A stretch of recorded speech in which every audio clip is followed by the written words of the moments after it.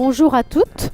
Un workshop sur trouver sa place grâce à son histoire. Alors les histoires, on raconte tous des histoires et on aime tous les histoires. Ça c'est important. Quand on est enfant, on aime les histoires, mais surtout, il faut être conscient que même quand on grandit, on aime les histoires. Et je vais vous parler de la démarche de trouver son projet en allant explorer son histoire et l'impact de l'histoire. Voilà. Donc notre vie est structurée, je continue sur cette histoire, vous allez l'entendre beaucoup, par des histoires comme des histoires. C'est-à-dire que dans notre vie, nous avons des personnages principaux, des personnages secondaires, des événements qui ponctuent notre vie, et parfois une énigme, et parfois des choses positives et moins positives, un dénouement positif ou moins positif. Ce qui est important, ce dont je veux vous faire prendre conscience, c'est que nous avons la responsabilité et nous avons le choix de dessiner les histoires comme nous le souhaitons, de les interpréter parce que les théories et les liens que nous faisons sont tout à fait personnels. Donc les explications qu'on raconte, en fait on raconte une histoire, mais il y en a bien d'autres qui sont possibles. Avec les mêmes événements, on peut raconter une histoire différente. Et on peut revisiter notre récit autobiographique. C'est souvent ce que je fais dans les accompagnements.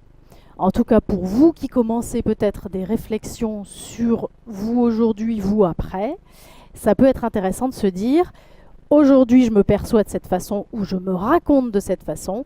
Il y a d'autres façons possibles. » Voilà. Alors, nos histoires nous façonnent. Il était une fois. Nous avons, dès notre tendre enfance, une histoire qui nous a été racontée.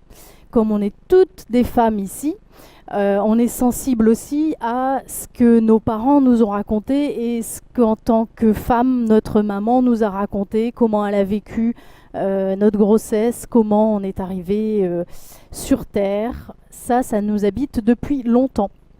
On travaille... moi, en tout cas, je fais travailler les personnes dès le départ sur leur identité. On a un prénom, et notre prénom vient dire des choses de notre histoire. Il a été choisi, il y a des explications qui gravitent autour, et puis après, on a un nom, et puis après, on a une situation dans une famille, une place dans une famille, et à partir de ça, on va créer un certain nombre de liens qui vont faire qu'on va se façonner une histoire. Donc je parlais d'identité.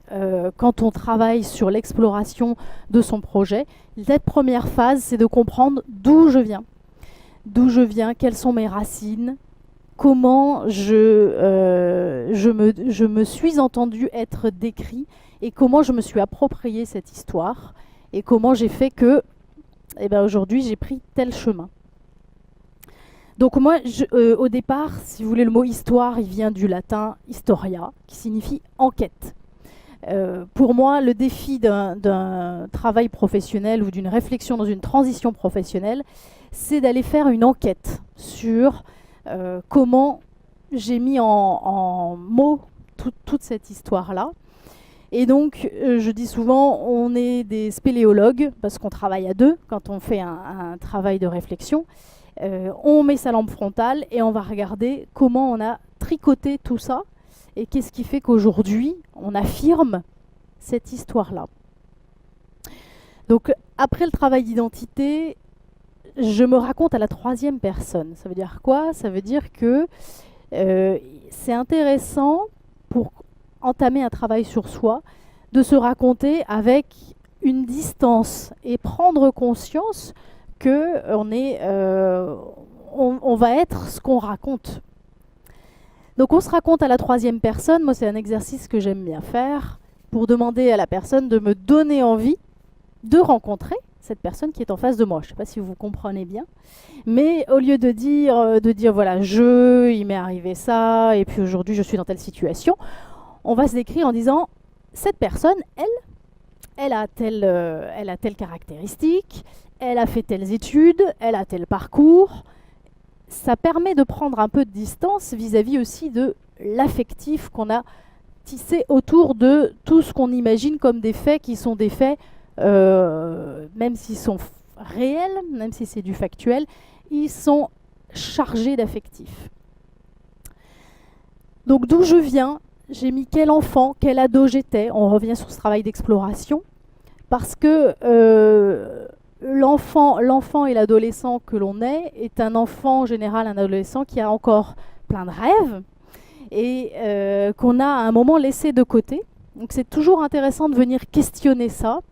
C'est une question souvent qui surprend quand je demande quel enfant vous étiez, parce que l'enfant qu'on est, c'est souvent l'enfant qu'on nous a raconté qu'on était. Et donc là, on revient sur des souvenirs qui sont des souvenirs de ce qu'on nous a mis comme étiquette étant enfant. Et comment c'est vivant encore aujourd'hui? Est-ce que ça l'est, toujours vivant, ou est-ce que ça ne l'est plus? Parfois, on s'oppose complètement. On a été un enfant comme ceci, donc aujourd'hui, on est complètement différent. Eh bien, quand on réfléchit à son parcours, ça se trouve souvent à la croisée des deux. C'est-à-dire qu'on a notre identité qui est profonde, parfois qu'on a gommée pour être convenable, ou parfois qu'on a exacerbé parce qu'on a pensé que c'était une bonne chose. Eh bien, on essaie de revenir sur, au fond, qu'est-ce qui est juste pour moi aujourd'hui. Et c'est en revenant sur ces images-là, donc parfois on a gardé une malle, on a gardé une malle avec des photos. Moi j'incite beaucoup à aller farfouiller là-dedans, retrouver ces souvenirs qu'on a de soi pour aller aussi regarder des choses qui font partie de nous. Pourquoi c'est important ça? Parce que quand on est en reconversion ou dans une transition professionnelle, on cherche beaucoup à l'extérieur de soi, pas mal d'idées, alors qu'il y a beaucoup de choses qui sont à trouver à l'intérieur de soi. Et plus vous allez revenir sur ce qui fonde votre identité, plus vous allez voir qu'il est facile d'aller recoller les pièces du puzzle, alors que quand on imagine que c'est en observant l'extérieur, en allant rencontrer un maximum de personnes, en allant écouter un maximum de témoignages, qu'on va se dire, bah tiens, ça me ressemble à peu près, c'est probablement une erreur. Et qu'on gagne beaucoup plus de temps en allant explorer chez soi, ce qui n'est pas toujours facile, je reconnais, mais c'est un mode opératoire qui fonctionne bien. Mes relations gagnantes. Je travaille aussi beaucoup là-dessus, quand je dis les histoires qui nous façonnent, comment je fonctionne, et non pas comment je suis. Comment je suis, encore une fois, c'est ce qu'on se raconte, c'est ce qu'on nous a raconté, et quand on est dans une réflexion de reconversion, c'est que ça ne colle plus. C'est-à-dire qu'on se dit, on n'est plus à l'aise, on se dit, mais non, mais je suis ça, mais je suis tiraillée parce qu'on ne sait plus qui on est. Moi, je reçois souvent des personnes qui me disent, je ne sais pas où j'en suis, je suis perdue. Donc, comment je fonctionne, ça c'est très factuel. Est-ce que je suis quelqu'un qui aime être en relation j'aime aider, j'aime discuter, j'aime convaincre, j'aime négocier. Comment je fonctionne? Et qu'est-ce qui fonctionne bien? Quelle histoire fonctionne bien pour moi? Avec quel type de personnes? Est-ce que je travaille bien avec des gens qui sont plus âgés que moi? Est-ce que je travaille bien avec des femmes? Est-ce que je travaille bien avec des hommes? Est-ce que j'ai expérimenté ça et que j'ai des histoires qui font que ce sont des relations gagnantes? On est dans l'exploration. La deuxième phase, c'est j'explore d'autres histoires. Quand on a passé du temps à bien comprendre comment on est construit, comment on fonctionne, on va aller explorer d'autres histoires. Ça, c'est la partie, allez, j'ose, un peu je me lâche. Vers quoi je vais spontanément si on m'autorise tout. Alors il y a beaucoup de gens qui ont beaucoup de mal à faire ça, même si c'est très plaisant. C'est de réfléchir à si tout était possible, qu'est-ce que je ferais? J'ai mis ma journée d'anniversaire, c'est l'exercice où je demande aux personnes, aujourd'hui c'est votre anniversaire, vous avez carte blanche, qu'est-ce que vous faites? Beaucoup de gens ont du mal à se débrider là-dessus. L'idée, c'est pas simplement de rêver pour rêver, mais c'est de s'autoriser à aller définir qu'est-ce qui me porte, qu'est-ce qui me fait vibrer. Et là, ça permet vraiment d'explorer ce que l'on n'ose pas donner. Je ne dis pas que le projet, il se trouve essentiellement là-dedans, mais c'est toujours une croisée, c'est à mi-chemin. En tout cas, moi, ça me permet, et à la personne, ça permet aussi d'aller parler des valeurs, parce que pour une journée d'anniversaire, si c'est aller sauter en parachute ou si c'est aller dîner avec des copains, ça ne dit pas la même chose de soi. Si c'est, enfin, je ne vais pas vous citer tous les exemples parce que je vois que le temps est compté aussi, mais en tout cas, j'ai cité là le job qui me fait rêver aussi, l'entreprise que j'irai visiter. Ça permet d'aller explorer ce qui me plairait le plus si j'en avais la possibilité. C'est une étape qui est très importante parce que ça parle de l'environnement que je convoite, ça parle aussi de ce que je ferais, en tout cas de la place, hein, c'est le titre de l'intervention, trouver sa place, de la place qui parle de mon ambition. Encore une fois, ça ne veut pas dire que c'est exactement ça que vous ferez, mais on est tous tendus par un objectif, on cherche tous un sens. Donc là, ça va parler profondément du sens qui va vous animer et de ce qui vous fait vibrer. La troisième phase, qui est la phase conclusive, c'est quelle histoire je vais écrire. Ce que je disais au démarrage, c'est que ce sont nous qui faisons les liens, ce sont nous qui faisons les explications. Donc on a des histoires qui peuvent nous détruire, c'est-à-dire qu'on peut empiler un certain nombre d'événements qui font partie de notre vie. On n'a pas tous des vies faciles, hein, mais qui vont faire qu'on suit une pente qui va nous détruire. Et on peut réorganiser les événements, même si ce sont les mêmes, évidemment, de façon à reprendre la main et puis à les faire, en tout cas faire en sorte qu'ils donnent du sens pour nous. Je redeviens auteur. J'ai beaucoup de gens qui me disent quand on démarre, je ne me sens pas à la hauteur. En fait, c'est tout simplement parce qu'ils ne sont pas auteurs de leur vie. C'est-à-dire qu'ils ont l'impression qu'on décide pour eux.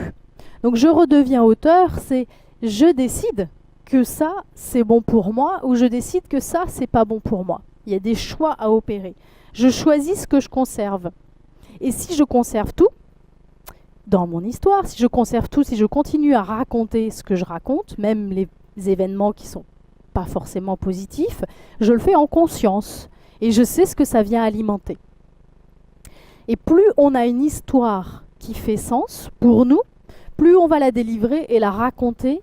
Et ça va faire ce que j'indique, hein, l'anecdote accrocheuse, l'anecdote qui fait mouche. Pensez autour de vous aux gens qui vous racontent cette histoire, où ils vous disent, ben voilà, il m'est arrivé ça, et c'est grâce à ça que...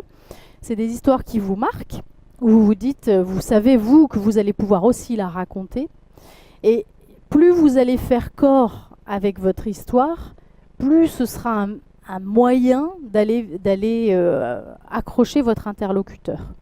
Et ça rejoint l'entretien de recrutement. Je pense à ça parce que quand on a fait un travail d'analyse de soi et quand on est en phase avec son histoire, c'est ça qu'on va raconter lors d'un entretien.